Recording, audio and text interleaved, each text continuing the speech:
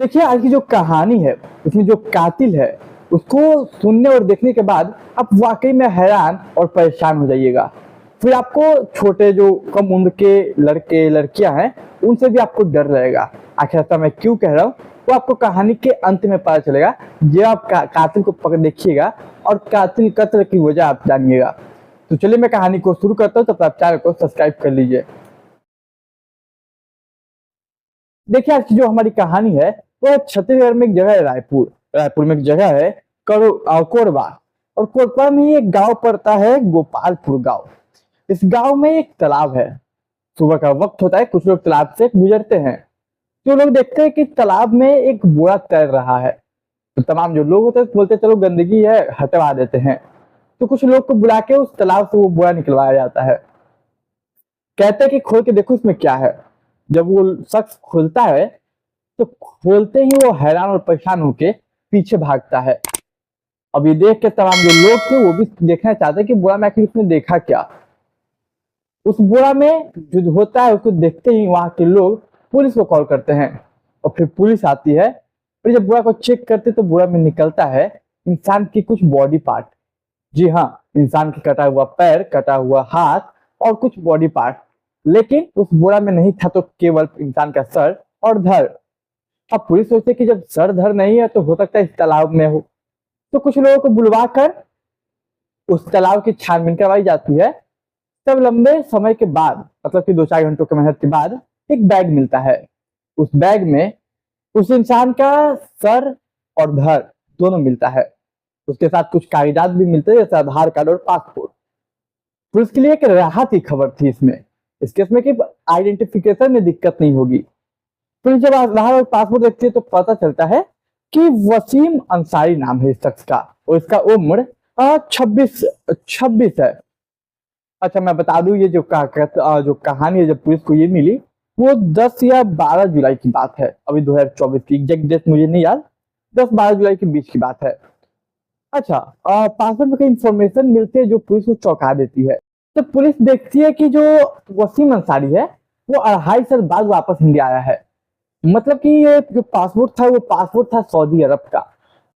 मतलब तो जो शख्स था वसीम, वो सऊदी अरब से 2.5 साल बाद इंडिया आता है, वो भी तो 2 तारीख को, 2 जुलाई को। और एक हफ्ते में कुछ ऐसा होता है कि वो मर जाता है इंडिया में। है पुलिस बताती है, ऑन रिकॉर्ड जो है उसके हिसाब से 17 बॉडी पार्ट्स अलग अलग टुकड़ों में बांटे गए थे, जो भी कातिल था। यह फॉरेंसिक टीम अपना उसको ले जाती है, फॉरेंसिक पोस्टमार्टम वगैरह जो होता है वो करती है। फिर अब पुलिस वसीम अंसारी के परिवार वालों को कांटेक्ट करती है। और देखिए, हैरान करने वाली बात यह है कि वसीम के परिवार को भी पता नहीं था कि वसीम इंडिया आया है। जब परिवार से बातचीत की जाती है तो पहले तो बॉडी दे दिया जाता है, अंतिम संस्कार होता है टूटे कटे हुए बॉडी का। इसके जब पुलिस इंक्वायरी करती है ना, तो परिवार वाले बताते हैं कि मैं बेटा लगभग 3 साल पहले गया था सऊदी अरब। वहां पे जाने के बाद वो जॉब अच्छा जॉब कर रहा था, अच्छे पैसे कमा रहा था, हमारे लिए कुछ पैसे भेजता भी था। और वो इंडिया कब आया हमें पता ही नहीं इसके बारे में, उसने तो कुछ ऐसा बताया नहीं। अब सोचिए, एक माँ बाप जो कि अपने बेटे को जानते हैं कि सऊदी अरब में काम कर रहा है, अचानक पता चले कि वो इंडिया भी आया और मर गया, क्या बीतेगी उस माँ बाप पे। खैर, पुलिस पूछते कि ये बताइए उससे किसी का दुश्मनी है इंडिया में। तो माँ बाप बताते कि नहीं सर, ऐसा तो कोई मेरा बेटा का दुश्मनी है नहीं, मेरा बेटा बड़ा शांत स्वभाव का लड़का है। और जब 3 साल से सऊदी अरब में है तो यहाँ क्या ही दुश्मनी होगा। और 3 साल में कोई छोटा मोटा लड़ाई भी होगा किसी के बीच तो खत्म हो जाता है। अब पुलिस सोचती है कि माजरा क्या है, कि आखिर 2.5 साल बाद बेटा आया है और लोगों को बताया नहीं अपने माँ बाप को। फिर पुलिस निर्णय लेते है कि उसके कॉल डिटेल्स, कॉल के फोन को उसके सर्विलेंस पे डालेंगे। इसके बाद पुलिस उसके फोन को, यानी कि वसीम अंसारी के फोन को सर्विलेंस पे डालते कॉल रिकॉर्ड निकलवाती है। और तब जाके उसमें एक नंबर मिलता है। वो नंबर होता है एक लड़की का। तो देखिए, जब लड़की का नंबर मिलता है पुलिस को, तो पुलिस पता करता है कि लड़की की है कौन। तो सबसे बात चौंकाने वाली पता चलती है, जो लड़की है, जो अक्सर कांटेक्ट में थी वसीम के लगभग 3 सालों से, वो लड़की केवल 16 साल की है अभी। अब पुलिस को ये बात पचती नहीं है। फौरन पुलिस पहुंचती है उस लड़की के पास और उससे मतलब कुछ सवाल करती है कि आप वसीम अंसारी को कैसे जानती हैं, आपकी क्या बात हुई, आया था तो क्या आपसे मिला? ये तमाम सवाल वो दागने लगती है पुलिस उस लड़की पे, 16 साल की। लेकिन जैसे ही पुलिस अपना सवाल दाग रही थी, उस लड़की का चेहरे का रंग उड़ता जा रहा था, मानो कि उसे कुछ पता है। पुलिस इस चीज को भाप लेती है, उसके बाद फौरन उसे उठा लेती है और थाने ले आती है। थाने लाने के बाद जब थोड़ा सख्ती से पूछताछ करती है, तब लड़की कबूल करती है कि मैंने ही मारा है, एक शख्स के साथ मिलकर। ये सुन के पुलिस खुद हैरान, और शायद आप भी हैरान हुए होंगे कि एक 16 साल की लड़की ने 26 साल के वसीम अंसारी को कैसे मारा और क्यों मारा? आखिर वसीम अंसारी का इसके साथ क्या रिलेशन है? तो आप चैनल को सब्सक्राइब कीजिए, मैं बताता हूँ क्या रिलेशन है, कैसे रिलेशन हुआ और कैसा ये सफर रहा। तो चैनल को सब्सक्राइब कीजिए, मुझे थोड़ा सपोर्ट कीजिए। तो चलिए मैं कहानी को आगे बढ़ाता हूँ। तो देखिए, असली में इस कहानी की शुरुआत होती है 3 साल पहले। यूं ही जब ये लड़की 13 साल की थी और ये अंसारी लगभग 23 साल का था, तब इन दोनों सोशल मीडिया पे स्क्रॉल करते वक्त वसीम अंसारी के मतलब सोशल मीडिया अकाउंट पे एक रिक्वेस्ट आता है लड़की का। वो रिक्वेस्ट एक्सेप्ट करता है। फिर जो लड़की थी, वो लड़की का वसीम अंसारी के साथ बातें शुरू होती है। जब बातें शुरू होती है तो देखते देखते कुछ दिन में एक दूसरे को ये पसंद आ जाते हैं। अब ये लोग पसंद आ जाते हैं, मतलब गर्लफ्रेंड बॉयफ्रेंड बन जाते हैं। उस वक्त इसकी लड़की एज केवल 13 साल थी और सोचिए वसीम की 23 साल, 10 साल का फासला। फिर खैर लड़की को नया नया सोशल मीडिया, नया मोबाइल मिला था, नया सोशल मीडिया पे आई थी। बातें स्टार्ट हुई थी, लगभग 5-6 महीने बातें हो जाती हैं। जब 5-6 महीने बात होते तो अचानक से वसीम की एक जॉब लग जाती है, वो भी सऊदी अरब में। वो सबसे पहले अपनी गर्लफ्रेंड को बताता है कि मेरी जॉब लग गई है। गर्लफ्रेंड खुश कि चलो अच्छा है, तुम कुछ कमाओगे, कुछ करोगे, फिर हम लोग शादी करके एक साथ रहेंगे।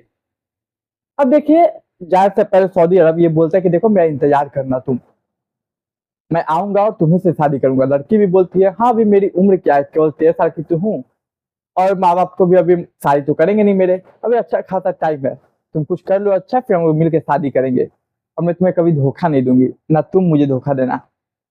इसी वादों के साथ अ, वसीम अंसारी चला जाता है दुबई, सॉरी सऊदी अरब। सऊदी अरब जाता है, इसके वो चला जाता है। फिर वहां पे कुछ नेटवर्क इश्यू के कारण अचानक से थोड़ी कुछ बातें कम हो जाती है इनके बीच। मैं बता दूं आपको एक बात कि जो वसीम है, वो झारखंड के रांची का रहने वाला था और लड़की भी रांची में ही रहती थी।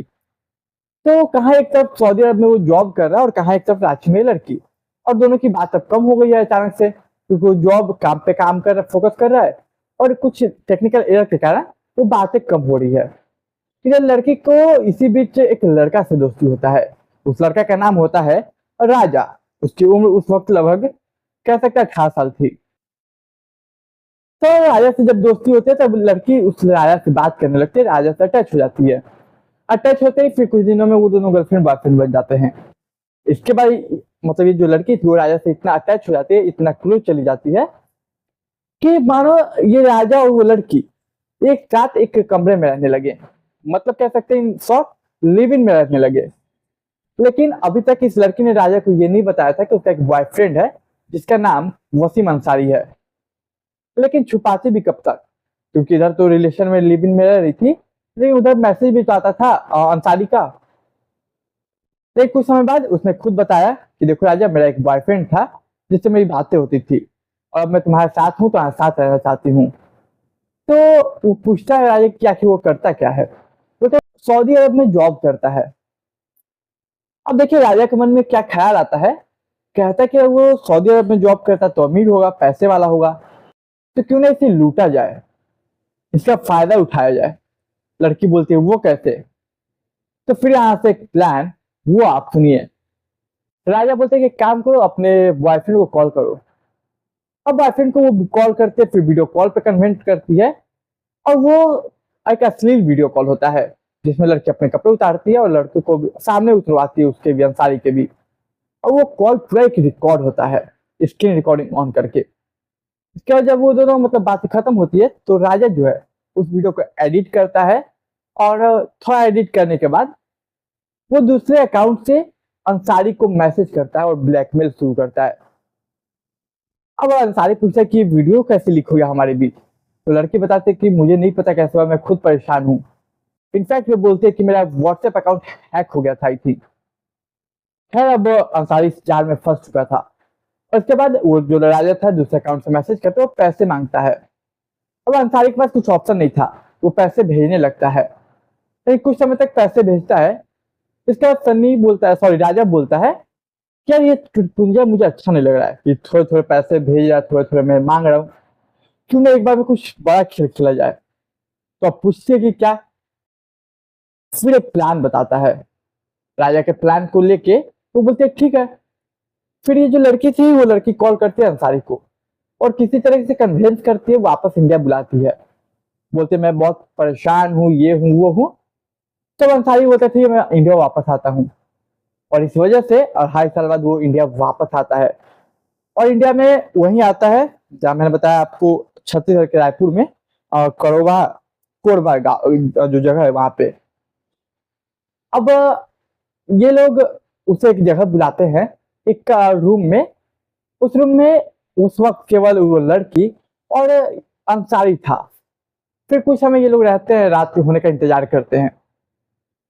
रात होता है, इसके बाद अचानक से राजा उस कमरे में एंट्री लेता है। फिर वो लड़की और राजा मिलके अंसारी को बहुत बुरे तरीके से मारते हैं।